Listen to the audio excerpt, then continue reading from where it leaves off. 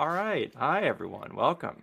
Continuing your amazing day of content on the new world of travel. This is the panel on AI's role in air travel and airport innovation. And we're in an amazing environment now. As I'm sure you've heard, back above pre-COVID numbers for travelers. Last year airlines transported 9.5 billion travelers, highest ever now, and it's a completely different environment. AI is reshaping the experience in the airport. Number I like to point to is that 69%, nice, of travelers now use biometric gates and machine vision technology in airports, which is amazing. Different world, making things easier, and we're going to explore and see from some insiders how things are changing. So I'm going to be your moderator for this session. My name is Max Tremaine. I'm the co-founder of Sherpa. So we have an API for making it easy to cross borders. We inform millions of travelers a week and apply for thousands of visas a day. I'm joined by Christina Apatow, who is the co-founder of FetchyFox. So she's modernizing and connecting all of the legacy systems in the airport. Excited to hear from her what she's doing with airports like Reno Tahoe, Orlando Lares, who is the VP of Product and Technology for Collinson, who everyone will know from Priority Pass, and which is the world's leading airport VIP lounge access program. Hear about what they're doing on the experience side. And Paula Pardo, who is a technology scout specialist for Eurocontrol, which is an international organization dedicated to coordinating all civil, military air traffic across the European continent. So when you see those fun maps of all the planes in the air, she's controlling that for Euro and extended.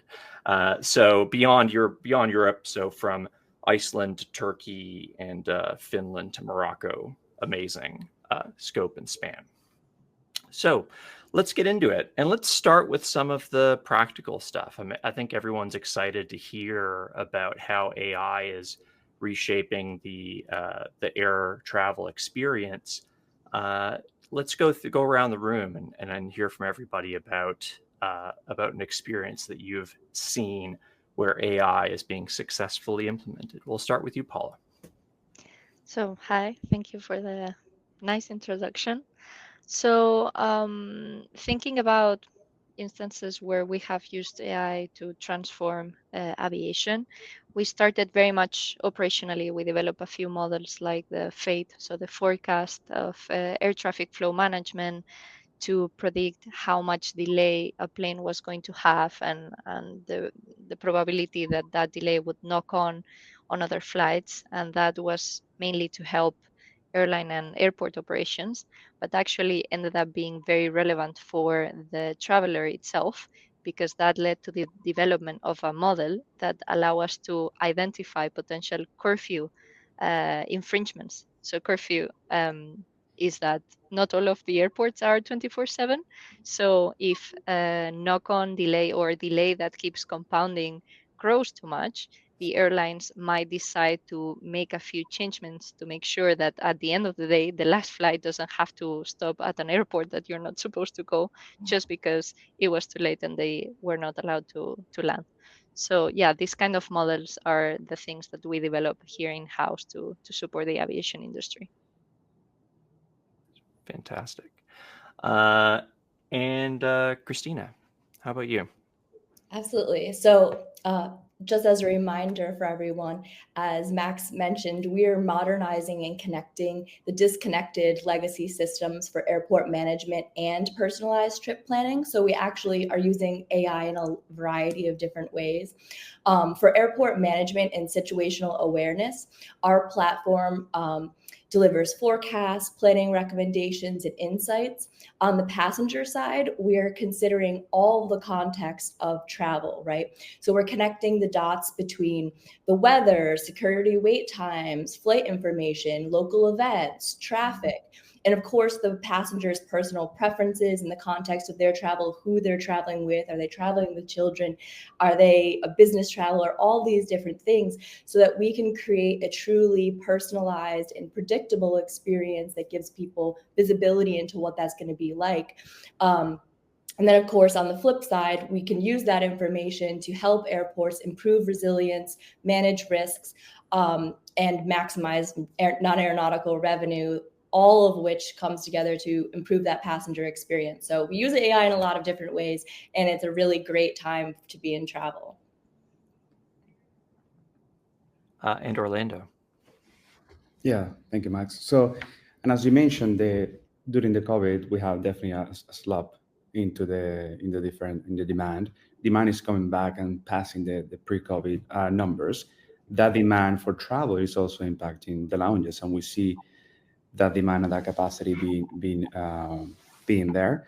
And one of the things that we are helping the lounges and helping the consumers is to predict the capacity of the lounges, and we enable a pre-booking capability, which give them the insight on when they should be pre-booking based on the engine that determines, based on the eye, when and how you should be doing these, and also providing the tools for the lounges to be able to understand how the traffic will flow through the lounge and when they may have excess capacity or when the capacity might be constrained.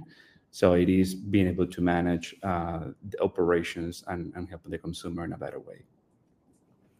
Nice. That's great. There's some topics in there I'm sure we'll dig into. And, I'll say on my side, we've seen, obviously AI is a broad bucket. As you mentioned, Christina, there's a lot of different AI out there. We're finding that LLMs are being taken up in a lot of the kind of communication systems that airlines are implementing. Earlier this year, we adjusted our system to work better with LLMs. We've just released the first public version of our LLM-friendly API endpoints, and now 30% of all of our user interactions are through LLMs. So it's it's pretty amazing in terms of speed of adoption compared to previous technologies. So very, very fun to see. But a theme of airlines and airports generally, I think I'm fair to say, is speed of innovation. We've got airline and airport innovators here, but the aviation industry broadly is highly regulated. It's built on top of a lot of legacy systems and operations that are huge and physical. Like we're all very interested in the digital side, but these are companies that move planes around, which are getting bigger and bigger. So in terms of AI adoption, I'm interested to hear from you all. We've got lots of stuff we're excited about. What are the barriers to AI adoption?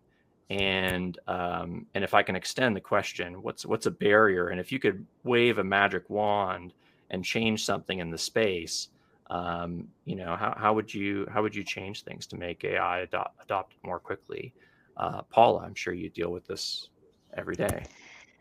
Yeah. So normally with any technology adoption, I would say the problem is a lack of sense of urgency. You have your own roadmap and it's difficult to take into account new stuff to put it in the roadmap. In the case of AI, I think it was a little bit different because it had such a buzz that everyone wants to be part of this journey of adopting AI. So I would say the problem in this case is that I believe a lot of organizations are embracing it as a kind of what they call the innovation theater, right? So you have a few use cases and you say that you use AI, but you have zero strategy, zero data hygiene. So the use cases at the end are like several employees that choose to use ChatGPT to, I don't know, find mistakes in texts. So maybe it's not the full benefit of using AI as we would expect, to be honest. Nice. So, maybe it's not the centralized control. Maybe it is just a kind of lack of vision. I could definitely see that. it's tough to put a vision for something that's going to change the world together, Yeah, that's cohesive. definitely. Yeah. Orlando, what about you? Yeah, and I think part of the components that we see is the different regulations across the different markets. So looking into the whole Americas region, what it could be happening in the US could be challenged in Brazil or could be challenged in Colombia. So that's something that it needs to be standardized to make sure that we can get a global regulation that can go through the IUs. And this goes all the way from biometrics as well, which is very sensitive in some markets and very open in others. So that's something that needs to be streamlined in order to accelerate the innovation. Absolutely. I think everybody sees the benefits and push and pull between, privacy, which I think everyone wants, and also the ability to move things more quickly. Christina, I'll let you take a stab at this before we run into something more specific. For sure. I may be a co-founder of a tech company, but I try to travel like a regular traveler to experience the pains that they have. And so I have to say that I think one of the if I had a magic wand, I would like my own product, which is a global passenger experience platform that can easily hook in with the airlines and the existing airport digital assets through, progressive web apps. So you don't have to download an app. You don't have to go through all this effort, and we can have truly a customized and personalized journey no matter where we go, with the understanding of, oh, I just had a lunch in LAX. What might I be wanting on the flip side when I land in JFK, right? Or somewhere else. Yeah, absolutely. And I mean, it's nice that, people are exploring those opportunities. I think it can be really tough for companies in the aviation industry, with the enormous risks they deal with, to build a risk tolerance around doing new stuff. So I'm psyched to hear more about what you're doing with Reno Tahoe. We're getting some really awesome questions in the chat and in the Q&A section. I'm gonna hit one first that Larissa put forward. How do you see the role of human staff evolving in airports? More tech guides or experience curators? So Orlando, I mean, your business is very much built inside of the airport. Can you tell us what you see on like frictionlessness versus, humans' roles in airport? Yeah, I think the human role will continue to stay, especially in our service that is a VIP service. People would like that little bit of that touch and human interaction without impacting the experience, and be able to accelerate it. So the check-in will get faster and faster over time. Technology will be introduced all around biometrics and going more into digital wallets and other components from that angle. However, the personal touch has a ton of value for the consumers, for them to feel special and for them to feel differentiated within the lounge. So those two things will be balanced. Nice. Yeah, I hope so. And then we got another one from Kieran Samra, fellow innovator in the travel space. Any thoughts on reducing travel anxiety? That's an underrated part of the experience.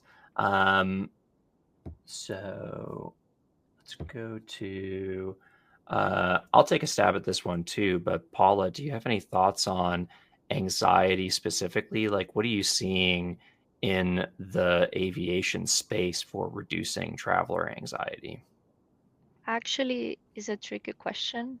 So from the operational point of view, I think there would be an easy way to reduce anxiety, and we are actually trying to solve this. For instance, to get your door information be updated more regularly and don't have to wait by the screens to see a very small line at the end of the top of the column, or for instance to know already the belt that is going to have your luggage by the time you land, so you don't have to walk around nervously.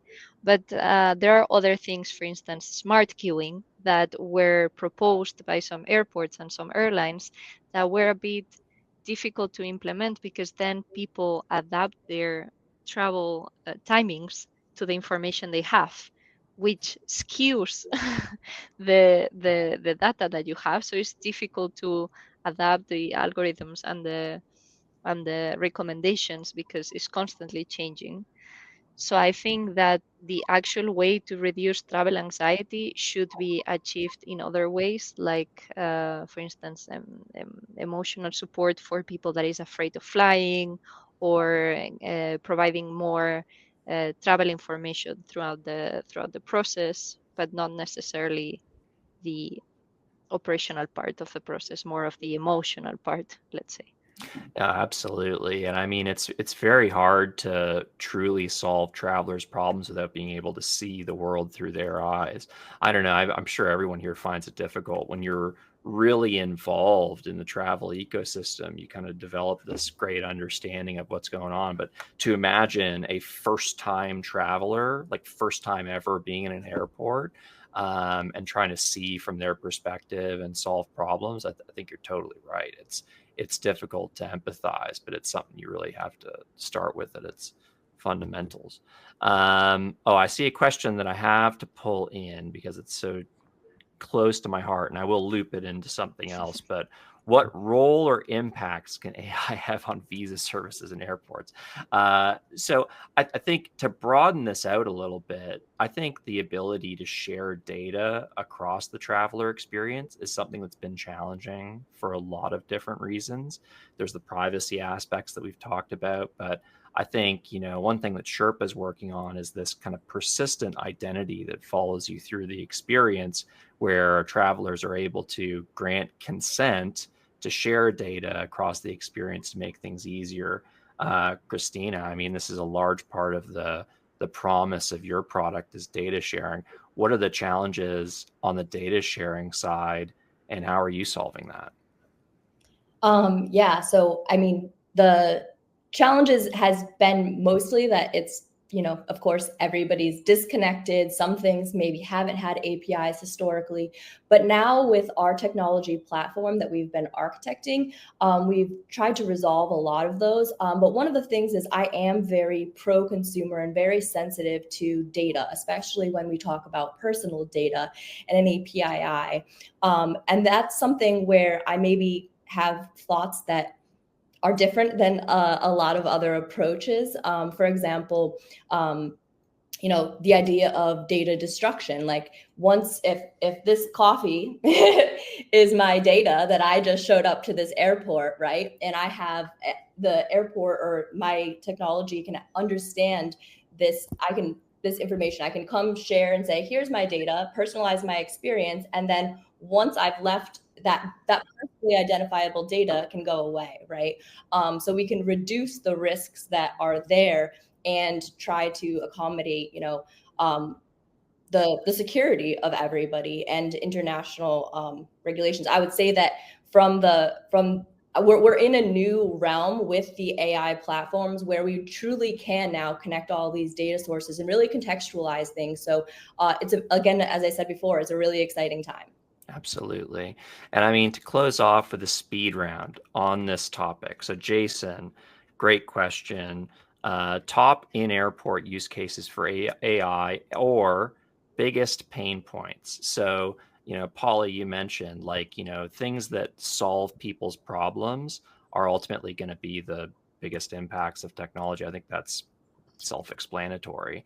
We're going to go around, and everybody has 10 seconds to give me their number one problem to be solved in the airport experience. We will start with you, Paula. No, please let me have 1 minute. All right, since I'm springing on everyone, we'll start with me. And I think the number one problem is having every piece of information in a different place. There's a graveyard of travel planning applications trying to put everything in one place. But I think the answer to this is actually sharing more data so that anyone's application could be more of a center for people's information. I think the airline apps have been evolving in a really awesome space, and they can include more information in their apps. But I think this kind of spirit of sharing will generally lift all boats, and anyone could have this kind of centralized space for it. All right, I've waffled, and you've had enough time for me waffling. Paula, what have you got? Yeah. Actually, I'm gonna piggyback on your answer. I think data sharing is key and should be the next step that we focus in, because we see many times that there are one-off AI or innovation initiatives in general, but actually we are a very interconnected system. So one individual company bettering their operations doesn't really make that big of a change. So definitely creating kind of a federated effort or common arena would solve a lot of the pain points that we have. Yeah, absolutely. And I mean, since we already know the problem that Christina cares about the most, Orlando, I'll give you the last word. Number one problem to solve for any enterprising technologist on the call. I'll probably split that in two things. One that is more around the operations, which is going through security at the airport is a pain that I think AI can improve from the operational standpoint. And the other one, as you mentioned, is the fragmentation. So can we live in a world that you said, I'm going from Dallas to London on this flight, and you can have your whole itinerary all the way from the Uber to your when you should be going through security, the pre-booking of your lounge, picking up the seat, all that being decision made by AI, so you don't have to go through the Priority Pass app to the airline app to the airport app to the parking app, Uber app, just to make a single trip. Well, there it is. I'm sure someone in the chat is now building it. So thank you, everyone, so much for joining. Thank you so much to our panelists, and big thank you to the Travel Trends team. This has been the Air Travel and Airport Innovation panel, and I hope you all have a super remainder of your day. All right. Thank you. Bye. Bye, everyone.